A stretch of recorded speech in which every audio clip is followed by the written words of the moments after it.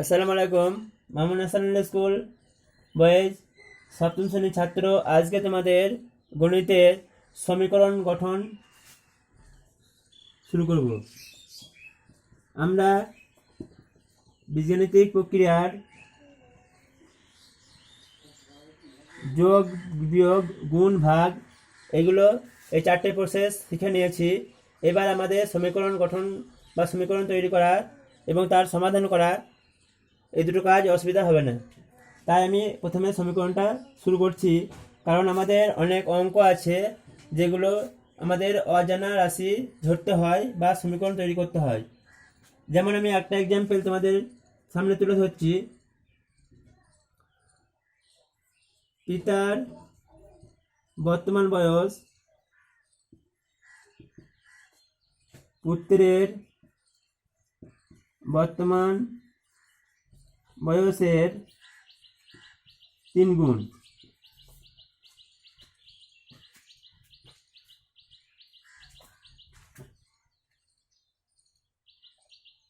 তারপর 10 বছর পরে পিতার বয়স পুত্রের বয়সের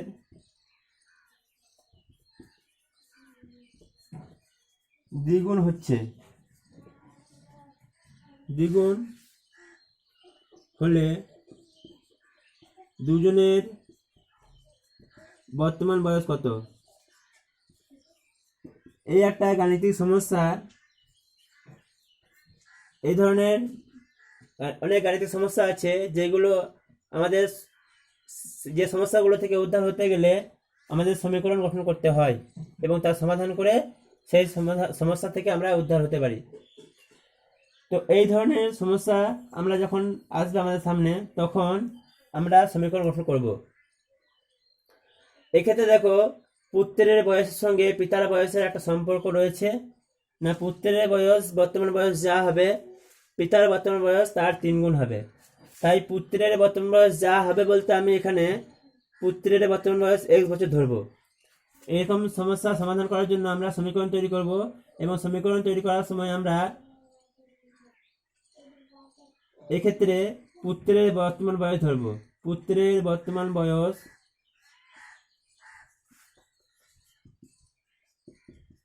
x বছর ধরি। তাহলে প্রশ্নের প্রথম লাইনটা অনুযায়ী দেখো, পিতার বর্তমান বয়স হবে, অতএব পিতার বর্তমান বয়স হবে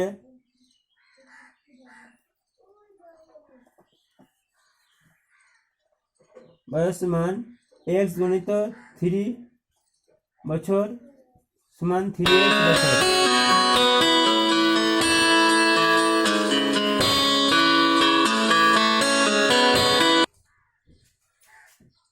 তাহলে পিতার বর্তমান বয়স x গুণিত 3 বছর সমান 3x বছর। এবার আমাদের যেটা করতে হবে, 10 বছর পরে আবার দুজনের বয়স বের করতে হবে। তা আমরা জানি এখন বর্তমানে যার বয়স, কোনো একজনের বয়স যা হবে 10 বছর পরে তার সঙ্গে আবার 10 যোগ হবে। তাহলে 10 বছর পরে পুত্রের বয়স হবে x প্লাস 10 বছর, আর 10 বছর পরে পিতার বয়স হবে 3x এর সঙ্গে 10 যোগ হবে 3x প্লাস 10 বছর। এবার যে সমস্যাটা আমি তুলে ধরেছিলাম তার শেষে দেখো বলা ছিল যে 10 বছর পরে পিতার বয়স পুত্রের বয়সের 2 গুণ, অর্থাৎ পিতার বয়স এই 3x প্লাস 10 এর মানটা পুত্রের বয়স x প্লাস 10 এর 2 গুণ। তাহলে শর্তে বা প্রশ্নের শর্তে কি হচ্ছে না, 3x প্লাস 10 এর মানটা হচ্ছে x প্লাস 10 এর 2 গুণ, x প্লাস 10 গুণিত 2। তো এখানে যদি আমরা একটু গুণটা করে নেই 2 দিয়ে, তাহলে 3x প্লাস 10 সমান 2x প্লাস 20। এই যে একটা গঠন কাঠামো, আমরা বীজগণিত সংখ্যামালার একটা গঠন কাঠামো পেলাম। এই ধরনের গঠন কাঠামোকে বলা হয় বীজগাণিতিক সমীকরণ। তাহলে বীজগাণিতিক সমীকরণে দেখো, একটু খেয়াল করে দেখো কি কি আছে। এখানে চল, ধ্রুবক এবং সমান চিহ্ন, চল, ধ্রুবক এবং সমান চিহ্ন আছে। চল, ধ্রুবক এবং সমান চিহ্ন ব্যবহার করে কোনো বীজগাণিতিক সমস্যাকে চল, ধ্রুবক এবং সমান চিহ্ন ব্যবহার করে কোনো গাণিতিক সমস্যাকে যখন আমরা সমাধান করতে চাই, তখন এই ধরনের যে গঠন কাঠামো তৈরি হয়, সেই গঠন কাঠামোকে বলা হয় বীজগাণিতিক সমীকরণ।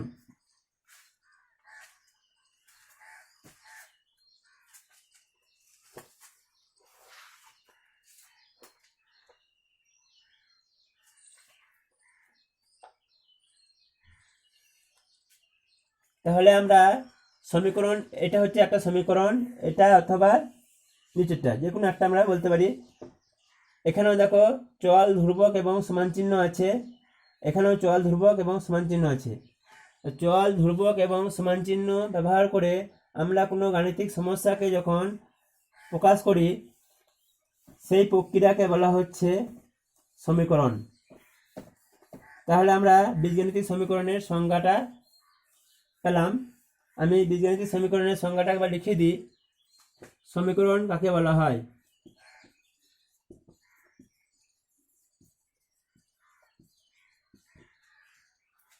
চল, ধ্রুবক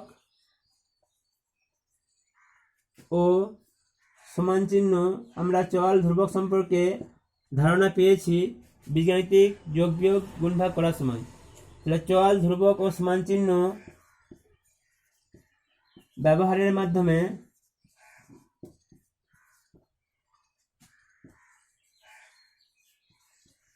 কোনো গাণিতিক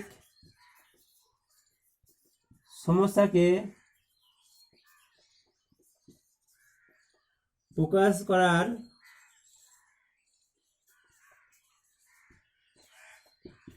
পদ্ধতিকে বলা হয়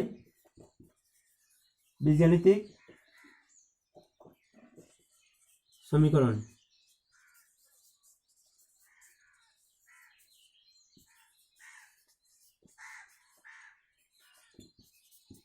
যেমন 4x + 10 = 30, এটা একটা বীজগাণিতিক সমীকরণ। 4x + 10 = 30, এটা একটা বীজগাণিতিক সমীকরণ। এরকম চল, ধ্রুবক ও সমান চিহ্ন ব্যবহার করে কোনো গাণিতিক সমস্যাকে প্রকাশ করার পদ্ধতিকে বলা হচ্ছে তাহলে বীজগাণিতিক সমীকরণ। এবার বীজগাণিতিক সমীকরণের একটা বৈশিষ্ট্য দেখো, এখানে চল, ধ্রুবক এবং সমান চিহ্ন অবশ্যই থাকবে। চল, ধ্রুবক সংখ্যা এবং চল সংখ্যা, আর তার সঙ্গে সমান চিহ্ন অবশ্যই থাকবে।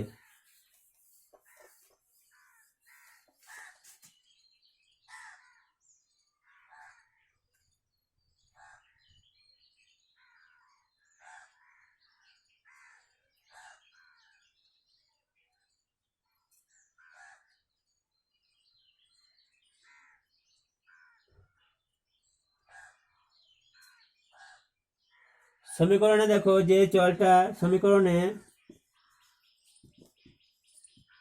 যে চল ব্যবহার করা হচ্ছে, অর্থাৎ এক্ষেত্রে x চল ব্যবহার করা হচ্ছে বা ব্যবহার করা হয়, তার মান অজ্ঞাত। তার মান হচ্ছে অজ্ঞাত, মানে জানা নাই, তার নির্দিষ্ট কোনো মান জানা নাই। বিভিন্ন সমস্যার ক্ষেত্রে তার বিভিন্ন রকম মান আসবে, তাই এই চলকে বলা হয় বীজগণিতের অজ্ঞাত মান, সমীকরণের অজ্ঞাত মান।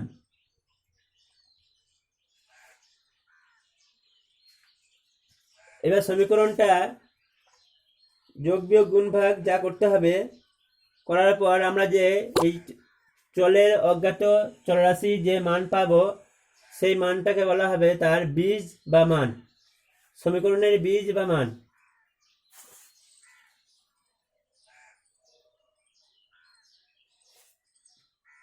এরপরে দেখো সমীকরণের বীজ কাকে বলা হয়? সমীকরণের বীজ কাকে বলে?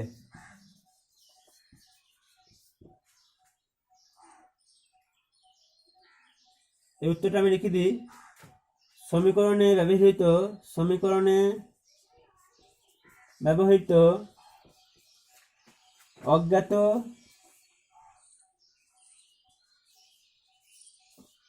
চলের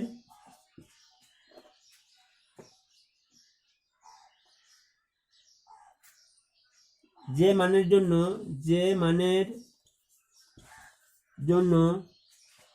সমীকরণের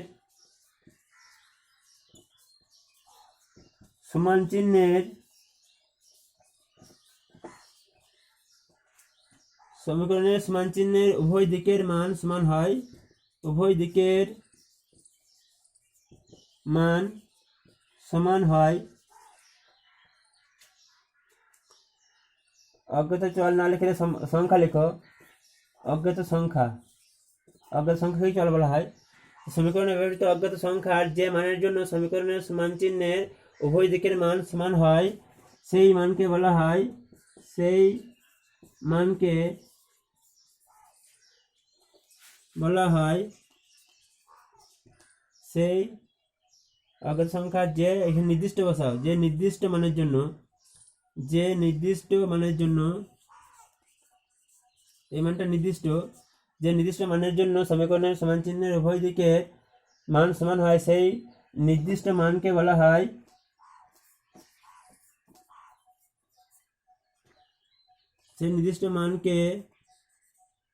বলা হয় সমীকরণের বীজ বা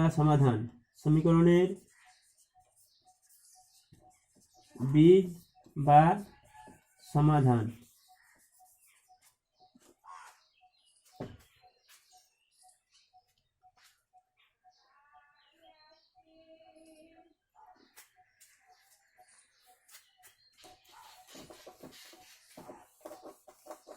তাহলে আমি সমীকরণের বীজ বা সমাধানটা একটা সমাধান করে তোমাদের দেখাচ্ছি। একটু আগে যে এক্সাম্পলটা তুলে ধরলাম 4x + 10 = 30। এক্ষেত্রে দেখো 10-এর মানটা জানা মানকে জানা মানের দিকে নিয়ে যেতে হবে। তাহলে 4x এর মানটা জানি না আমরা, 4x সমান তাহলে হবে 30, এই 10টা ওইদিকে গেলে বিয়োগ হবে, অর্থাৎ এক্ষেত্রে কি হলো না, উভয় দিকে 10 বিয়োগ হলো। কোনো সমীকরণের উভয় দিকে একই সংখ্যা যোগ বা বিয়োগ বা গুণ বা ভাগ করলে সমীকরণের মানের কোনো পরিবর্তন হয় না,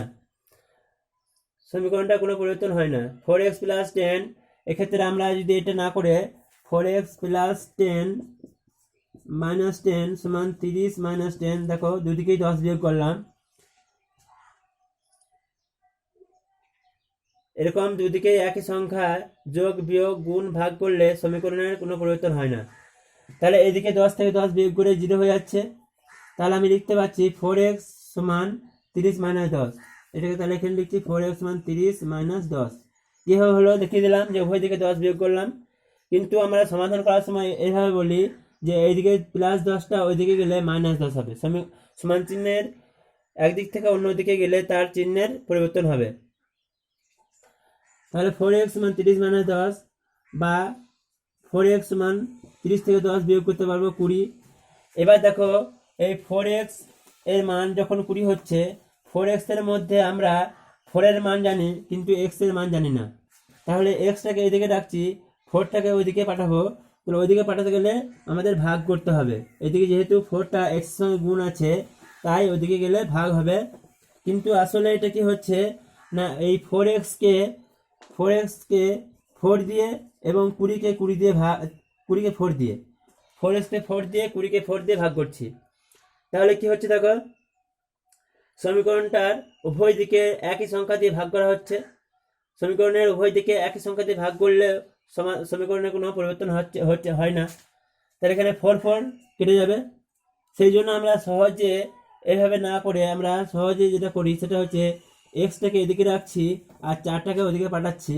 তাই 4টা এদিকে গুণ ছিল বলে ওইদিকে গিয়ে ভাগ হবে, 4টা এদিকে গুণ আকারে আছে বলে 4টা ওইদিকে ভাগ আকার হয়ে যাবে। তাহলে এখানে একটা বা বসবে, যেহেতু মাঝে সমান ব্যবহার করা হচ্ছে। এবার দেখো 20কে 4 দিয়ে ভাগ করতে পারি আমরা, তাহলে 20কে 4 দিয়ে ভাগ করলে কত হয় না 5। এখানে দেখো যে অজ্ঞাত সংখ্যা বা x ধরা হয়েছিল, চল ধরা হয়েছিল, তার মান হচ্ছে 5। এই 5কে বলা হচ্ছে এই সমীকরণটার বীজ বা সমাধান। 4x প্লাস 10 সমান 30 এর সমাধান হচ্ছে, অতএব আমরা বলতে পারি 4x প্লাস 10 সমান 30 এর সমাধান বা বীজ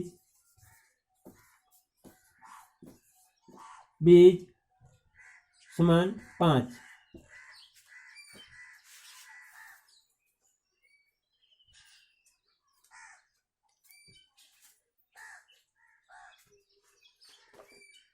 এবার আমরা সমীকরণের বীজ বা সমাধান সম্পর্কে ধারণা পেলাম। এবার সমীকরণের প্রকারভেদ সম্পর্কে কিছু বলবো। সমীকরণ এর প্রকারভেদ, সমীকরণে দেখো চল সংখ্যা অনুযায়ী সমীকরণ অনেক ভাগ করা যায়।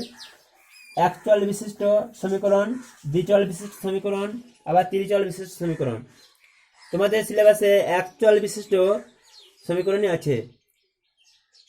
তার সঙ্গে আরেকটা কথা বলি, ঘাত অনুযায়ী সমীকরণকে ভাগ করা যায়। এক চল বিশিষ্ট একঘাত, এক চল বিশিষ্ট দ্বিঘাত, এক চল বিশিষ্ট ত্রিঘাত, এরকম ভাগ করা যায়। তো এক চল বিশিষ্ট দ্বিঘাত সমীকরণ তোমাদের সিলেবাসের মধ্যে নেই, শুধুমাত্র আছে এক চল বিশিষ্ট একঘাত সমীকরণ। তার কারণ যে সমীকরণটা আমরা দেখলাম, এই যে 4x প্লাস 10 সমান 30, এই সমীকরণটা দেখো x বা চলরাশি বা সংখ্যা যেটা ছিল x এর ঘাত বা পাওয়ার হচ্ছে 1। এখানে সেই একটা আছে, আমরা লিখি না। তাহলে এখানে যেহেতু চলরাশি বা অজ্ঞাত সংখ্যার ঘাত 1, তাই এই ধরনের সমীকরণকে বলা হয় এক চল বিশিষ্ট একঘাত সমীকরণ। এখানে চল সংখ্যা একটাই আছে x এবং তার ঘাত হচ্ছে x, তাই এর নাম হচ্ছে এক চল বিশিষ্ট একঘাত সমীকরণ। তোমাদের সিলেবাসে এই এক চল বিশিষ্ট একঘাত সমীকরণ আছে এবং তার সমাধান আছে।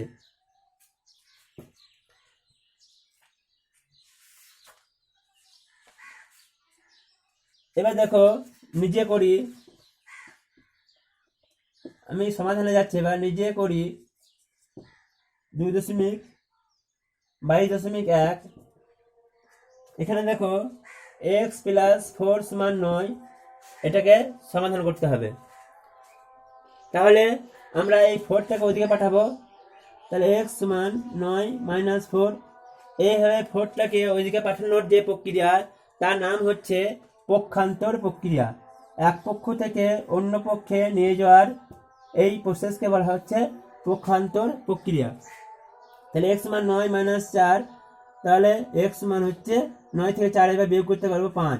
এবার দেখো x এর মান যদি 5 বসিয়ে দেওয়া হয় এখানে, তাহলে 5 আর 4 9 সমানে ডান দিকে সমানে বাঁ দিকে 9 হচ্ছে, আবার ডান দিকে দেখো 9 আছে। তাহলে এখানে সমাধানটা আমার ঠিক আছে। এই 5কে বলা হয় সমীকরণ x প্লাস 4 সমান 9 এর বীজ।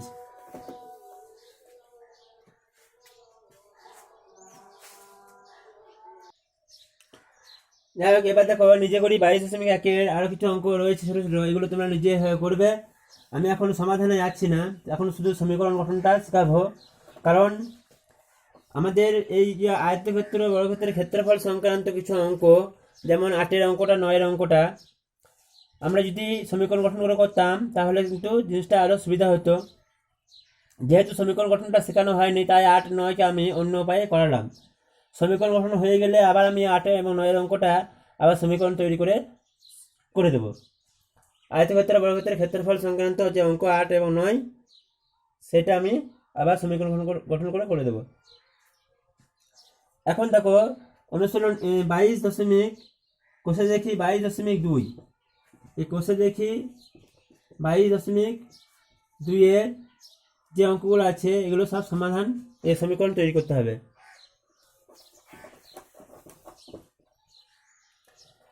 যেমন দেখো 1-এর এটা, আমার মার্বেলের 7 গুণ মার্বেল প্রতিমার কাছে আছে, প্রতিমার কাছে 42টা মার্বেল আছে। তাহলে আমার কাছে কটা মার্বেল আছে সেটা বলা হলো না, কিন্তু প্রতিমার কাছে মার্বেলের সংখ্যা বলা হলো। আর একটা প্রতিমার মার্বেলের সঙ্গে আমার মার্বেলের সম্পর্কটা বলা আছে যে আমার মার্বেল যা হবে তার 7 গুণ হচ্ছে প্রতিমার মার্বেল। তাহলে এক্ষেত্রে আমরা আমার মার্বেলটা ধরবো। আমার মার্বেল সংখ্যা সমান xt ধরি, তাহলে অতএব প্রতিমার মার্বেল হবে আমার 7 গুণ, তার মানে এক্স এর 7 গুণ। প্রতিমার মার্বেল সংখ্যা সমান এক্স গণিত 7টি। আমার 7 গুণ মানে আমার মার্বেল তো এক্স এর 7 গুণ, তাহলে এক্স ইন্টু 7 সমান 7xt। এবার দেখো এই প্রতিমার মার্বেল যে 7x এর মান দেওয়া আছে শর্ত অনুসারে বা প্রশ্নের শর্তে 7x সমান 42।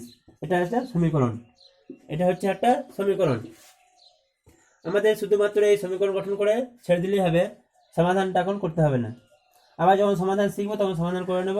তবু একবার বলে দিই সমাধানটা এক্ষেত্রে যেটা হবে, 7টা দেখো এক্স এর সঙ্গে গুণ আকার আছে, তাই এই 7টাকে সমান চিহ্নের ডান দিকে অর্থাৎ পক্ষান্তর করতে গেলে 7টাকে সমান চিহ্নের ডান দিকে পাঠাবো, আর ডান দিকে পাঠানোর জন্য 7টা ভাগ হবে।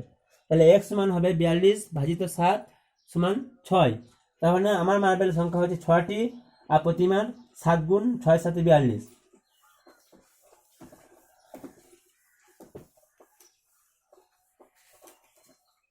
এবার দেখো বিয়েরটা মিলনবাবুর বয়স তার ছেলের বয়সে 4 গুণ, 5 বছর পরে মিলনবাবুর বয়স তার ছেলের বয়সে 3 গুণ হবে। তাহলে ছেলের বয়স ধরতে হবে, তো ছেলের বয়স ধরলে মিলনবাবুর বয়স বের হওয়া সুবিধা হবে। ছেলের বয়স সমান x বছর, এক্ষেত্রে বয়স বলতে বর্তমান বয়স, যেহেতু 5 বছর পরে বলা আছে পরেরটা। ছেলের বর্তমান বয়স x বছর, অতএব মিলনবাবুর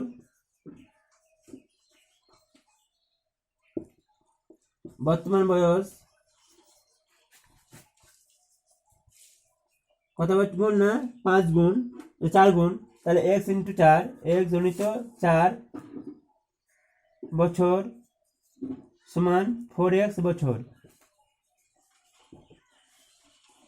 এবার 5 বছর পরে দুজনের বয়স বের করতে হবে। 5 বছর পরে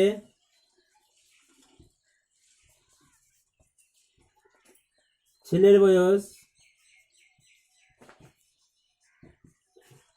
সমান x এর সঙ্গে 5 যোগ হবে, আর 5 বছর পরে মিলনবাবুর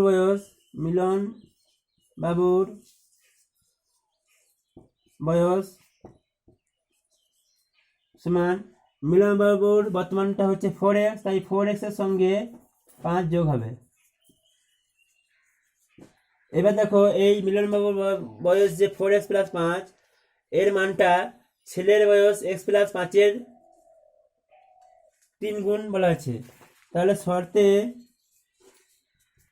4x প্লাস 5 এর মানটা x প্লাস 5-এর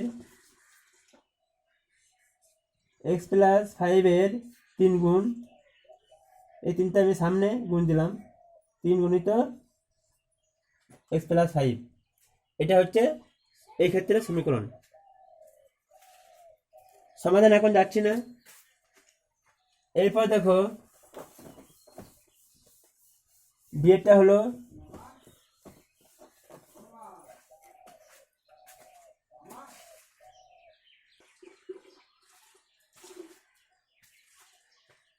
এরপর দেখো সিয়েরটা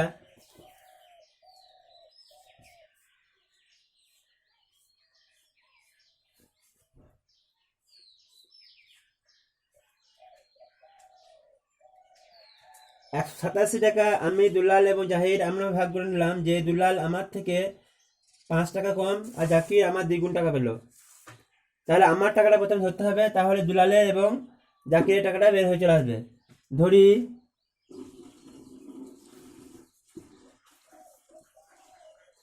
আমার টাকার পরিমাণ সমান x টাকা, তাহলে দুলালের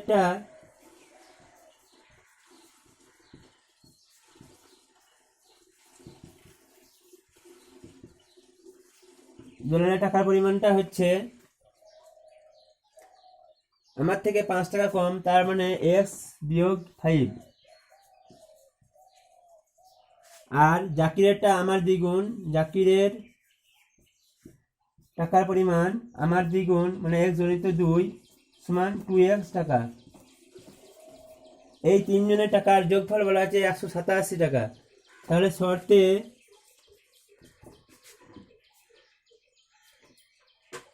x plus x minus 5 plus 2x সমান 187।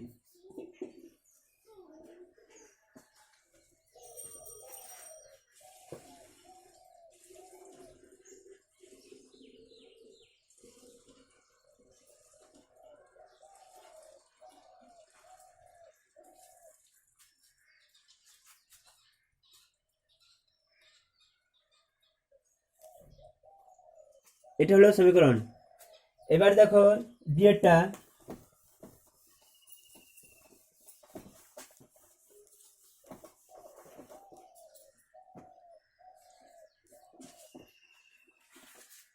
কোনো গ্রামে আমাদের গ্রামে 3895 জনের মধ্যে যতজন স্বাক্ষর তার চেয়ে অক্ষরহীনের সংখ্যা 1871 জন কম। তাহলে স্বাক্ষরের সংখ্যা ধরতে হবে।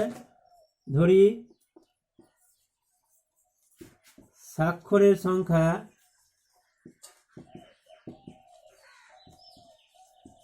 সমান x জন, অতএব অক্ষরহীনের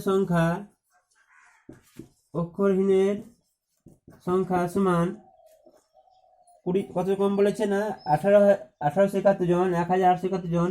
তাহলে x বিয়োগ 1871 জন, এই দুটো যোগ করে মোট যে জনসংখ্যা সেটা হবে। তাহলে শর্তে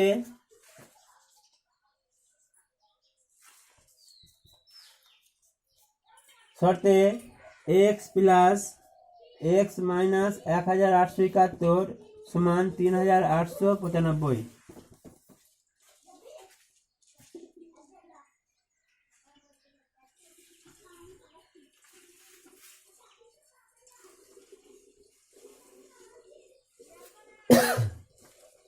এটা হলো এই অঙ্কটার এই সমস্যাটার সমীকরণ। এবার এটা দেখো, এটা কোন সংখ্যাকে 12 দিয়ে গুণ করলে তা থেকে 48 বিয়োগ করলে বিয়োগফল মূল সংখ্যার 2.25 হবে। তা ধরি সংখ্যাটি x, ধরি সংখ্যাটি সমান x, কি বলেছে সংখ্যাকে 12 দিয়ে গুণ করে তার থেকে 48 বিয়োগ করতে হবে। শর্ত অনুসারে x থেকে x এ 12 দিয়ে গুণ x গুণিত 12 তার থেকে 48 বিয়োগ করলে এই বিয়োগফলটা এর মানটা কার সঙ্গে সমান হবে না মূল সংখ্যা x এর 2.25 গুণের সঙ্গে সমান হবে।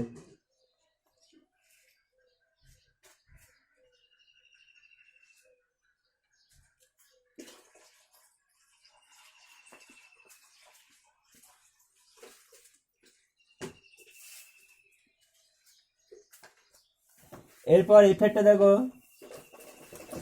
এফের সমীকরণটা কি হবে, ফলের দোকানে মোট ফলের 1/3 আপেল, 2/7 কমলালেবু এবং অবশিষ্ট 60টি নাশপাতি আছে। আর ধরি মোট ফল, তাহলে ধরি মোট ফল সমান xটি, তার মধ্যে আপেল হচ্ছে সমান x এর 1/3, x গুণিত 1/3টি সমান x/3টি। আর কমলা লেবু সমান x এর 2/7টি সমান 2x/7টি। বাকি হচ্ছে নাশপাতি। তাহলে বাকি থাকছে কত, বাকি থাকছে x বিয়োগ এই দুটো যোগ, মোট ফল হচ্ছে x, সেখান থেকে আপেল আর কমলালেবুর সমষ্টি x/3 প্লাস 2x/7, এটা হচ্ছে বাকি থাকছে এতটি। এর মান বলা আছে, এটা হচ্ছে বাকিটা হচ্ছে নাশপাতি। শর্তে এটা হচ্ছে নাশপাতি সংখ্যা, তাহলে শর্তে x minus x by 3 plus 2x by 7 সমান 160।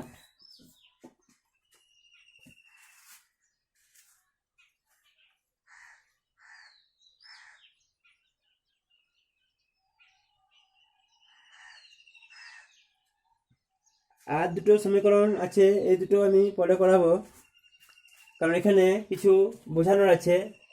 একক স্থানীয় অঙ্ক, দশক স্থানীয় অঙ্ক, শতক স্থানীয় অঙ্ক থাকলে কীভাবে আমরা সংখ্যাটা আমরা তৈরি করব সেটা জানতে গেলে একটু টাইম লাগবে, তাই আমি এই দুটো অঙ্ক পরবর্তী ক্লাসে করাবো।